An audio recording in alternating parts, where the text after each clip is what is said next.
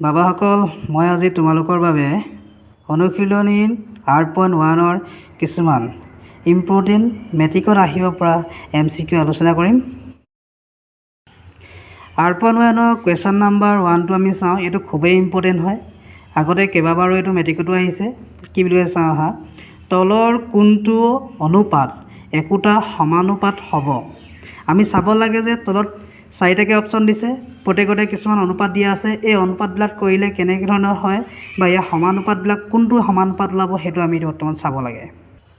আমি এটা এটাকৈ কৰি চাম। যদি আমাৰ প্ৰথমটোতে যদি সমানুপাত ওলাই যায় তেনেহ'লে বাকীকেইটা আমি নকৰিলেও হ'ব। গতিকে প্ৰথমটো আমি কৰি চাম। আমি অপশ্যন এটো লিখি লৈছোঁ বৰ্তমান, এইটো আমি কৰিম চোৱা।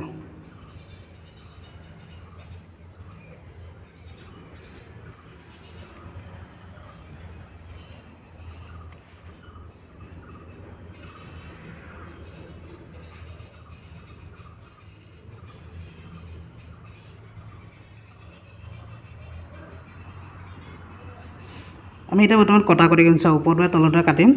যে প্ৰথমতে আমি 12ক আমি 3য়ে কাটিম, 3য়ে 12ক কেইবাৰ যাব 4 বাৰ। আৰু ঠিক তেনেকৈ 21ক 3য়ে কাটিম, 3য়ে 21ক কেইবাৰ যাব 7 বাৰ। ঠিক তেনেহ'লে এইফালতো আমি কাটিবলৈ চেষ্টা কৰিম।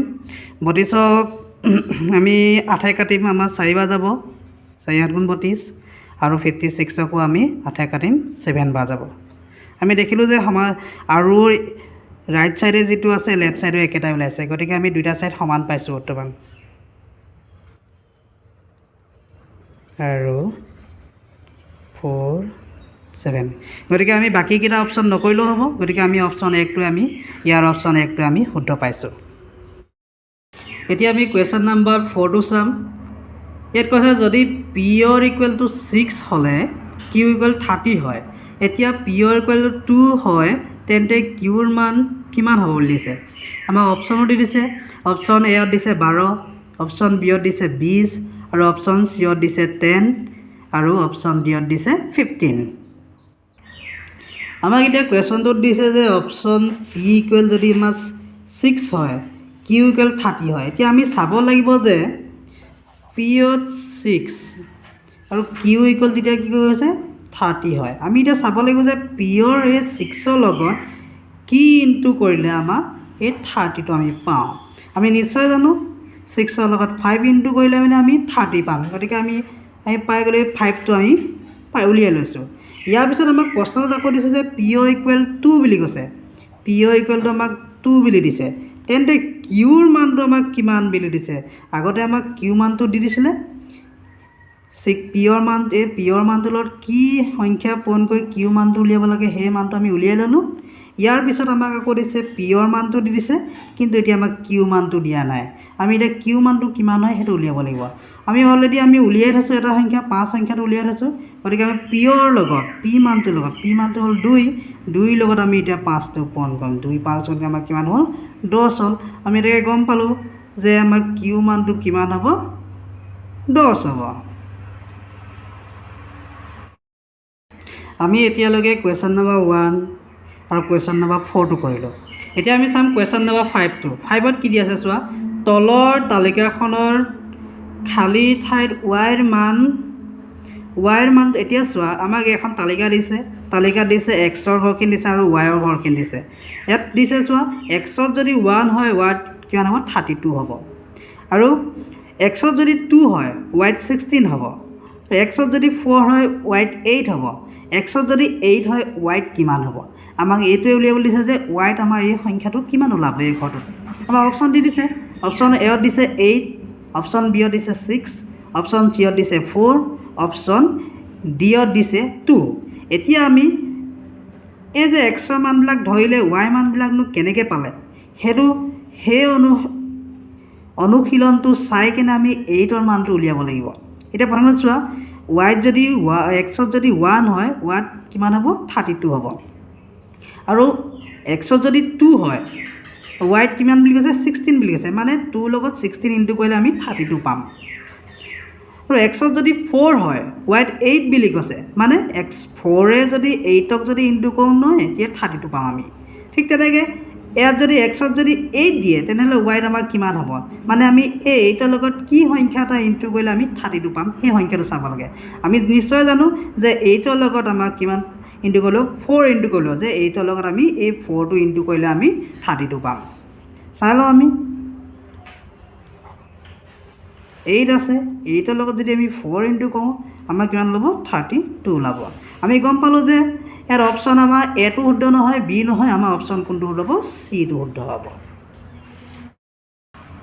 আমি এতিয়া পেজ নাম্বাৰ 5ৰ R.2ৰ একদম লাষ্টৰ অংকটো কৰিবলৈ চেষ্টা কৰিম এই অংকটো খুবেই ইম্পৰ্টেণ্ট হয় পৰীক্ষাত আহি থকা দেখা যায় আৰু আগন্তুক পৰীক্ষাটো ই অহা সম্ভাৱনাটো বহুতেই বেছি অংকটো কুৱেশ্যন নাম্বাৰ D2 এইটো যে তলৰ কোনটো একক স্থানত 1 থাকিব প্ৰশ্নটো প্ৰথম বুজি ল'ব লাগে যে তলত কিছুমান আমাক অপশ্যন দিয়া আছে অপশ্যন 1 অপশ্যন 2 অপশ্যন 3 আৰু অপশ্যন 4 গতিকে এই অপশ্যনবিলাকৰ ভিতৰত আমি যদি বৰ্গ কৰোঁ মানে প্ৰত্যেকতে স্কোৱাৰ দিয়া আছে গতিকে আমি বৰ্গ কৰিব লাগিব যদি আমি বৰ্গ কৰোঁ তেতিয়া আমাৰ একক স্থানত কোনটো সংখ্যা থাকিব সেই সংখ্যাটো সেই অপশ্যনটো আমি বিচাৰি উলিয়াব লাগে এনেকুৱা ধৰণৰ অংকবিলাকৰ কৰা নিয়মবিলাক চোৱা প্ৰকৃততে আমি এই নিয়মৰ মতে কৰিবলৈ গ'লে আমি 19 স্কোৱাৰ ইয়াৰ ইকুৱেল টু হ'ব আমি 19 আমি দুটা ইনটু কৰিব লাগিব পূৰণ কৰিব লাগিব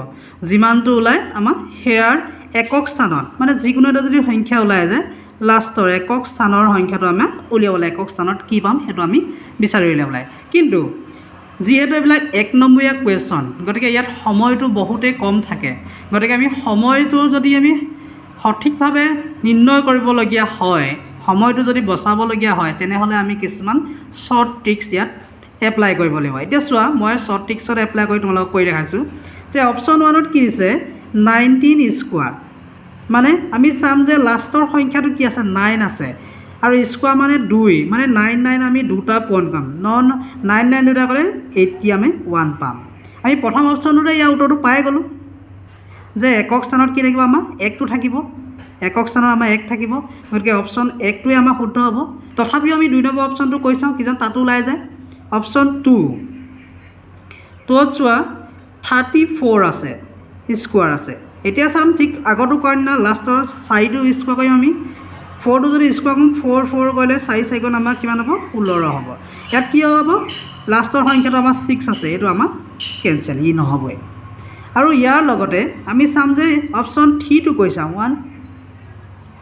18 স্কোৱাৰ আছে মানে লাষ্টৰ সংখ্যাটো কিমান আছে 8 আছে 8ক আমি ইনটু কৰিম কিমান হ'ব 8 8 যা 64 লাষ্টৰ সংখ্যাটো কিমান ওলায় 4 ওলালে ইও আমাৰ নহ'ব আৰু অপশ্যন 4ত আমাৰ আছে যে 20 স্কোৱাৰ ইটো আমি নহ'ব আমি জানোগৈ লাষ্টৰ সংখ্যাটো 0 গতিকে 0 যদি আমি ইনটু কৰোঁ 0 লগত 0 ইনটু কৰিলে 0 উত্তৰ পাম গতিকে আমাৰ এইটো নহ'ব গতিকে আমি গম পালোঁ যে আমাৰ যিহেতু বি নম্বৰ কুৱেশ্যনটো আছিলে সেই বি নম্বৰ কুৱেশ্যনটো শুদ্ধ উত্তৰটো হ'ব 19 স্কোৱাৰ এনেকুৱা ধৰণৰ কুৱেশ্যন এই কুৱেশ্যনটো ছেইম এই সংখ্যাকেইটা নাথাকিলেও এনেকুৱা ধৰণৰ মডেল কুৱেশ্যন পৰীক্ষাত আহিবই তোমালোকে ভালদৰে চাই যাবা আৰু ভালদৰে বুজি ল'বা এই অংকটো কেনেদৰে কৰে